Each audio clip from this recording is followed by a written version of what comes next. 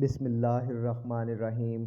ایک مرتبہ ایک آدمی نے مسجد میں کھڑے ہو کر عرض کیا، یا رسول اللہ صلی اللہ علیہ وآلہ وسلم، آپ ہمیں کس جگہ سے احرام باندھنے کا حکم دیتے ہیں؟ تو رسول اللہ صلی اللہ علیہ وآلہ وسلم نے فرمایا، مدینہ والے ذوالحلیفہ سے احرام باندھیں، اور اہل شام والے جحفہ سے، اور نجد والے قرن منازل سے۔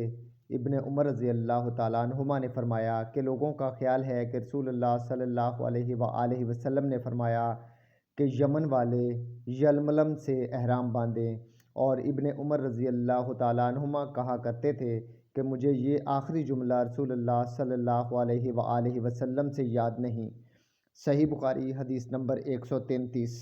اللہ تعالیٰ سے دعا ہے اللہ تعالیٰ قرآن مجید اور احادیث نبوی صلی اللہ علیہ وآلہ وسلم پر عمل کرنے کی توفیق عطا فرمائے، آمین۔